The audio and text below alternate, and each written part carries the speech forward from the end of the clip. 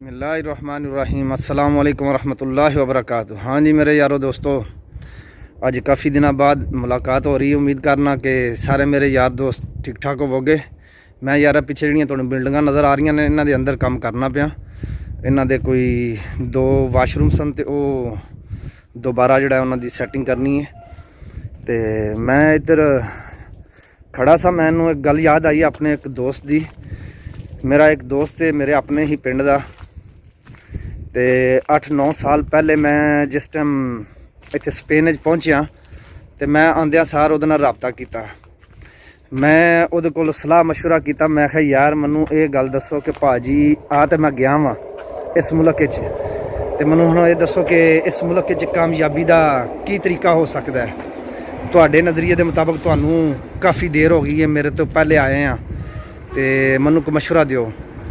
मेरे वो पिंड दे मेरे दोस्त ने अज 9 साल हो गए ने, मेरी वो फेस टू फेस मुलाकात नहीं हो सकी अपनी अपनी दौड़ां दे विच, अपनी अपनी मसरूफियात दे विच।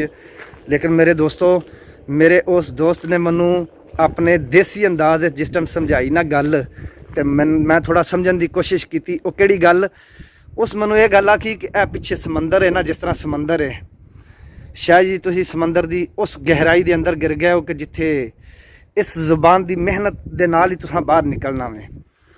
मेरे दोस्तों, जुबान की मेहनत जिहड़ी है वो जिस टाइम असीं करांगे तो फिर अल्लाह पाक की ज़ात साडे इन्हां मुल्कां दे विच रस्ते खोल दी जाएगी।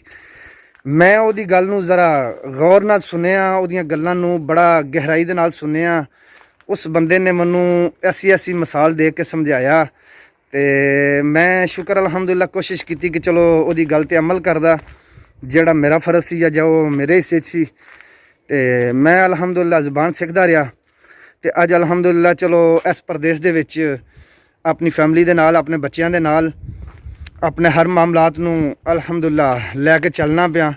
तो फिर जिथे किधरे कोई जरूरत पैंदी है, किसी भैन भरा नूं कोई जरूरत पैंदी है, कोई आवाज़ मारदा है, तो फिर अपड़ना ही पैंदा यार। तो अपड़दे रहना चाहिए वे। इन्हां प्रदेशों दे विच असीं एक दूसरे दे नाल रल मिल के चलांगे तो फिर ही इंशाअल्लाह साड़ियां जिंदगियां बेहतर होणगियां। मैं इत्थे बिल्कुल समंदर के किनारे ते लगे हैं काम ते, तो मैं चलो तुहानूं इहदा व्यू चैक कराने।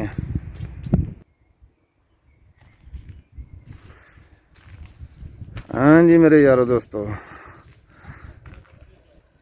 लो हाँ जनाब,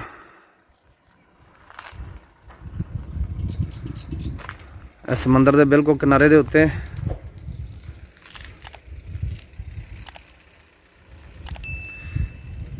इस स्पेन बार्सिलोना के बिल्कुल नज़दीक एक इलाका है।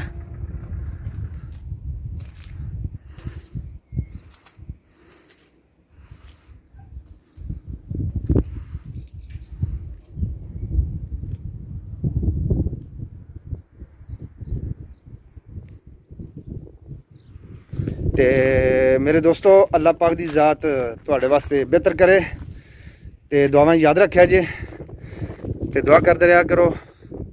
अल्लाह पाक की ज़ात साडा खात्मा ईमान ते करे। आमीन या रब्बल आलमीन।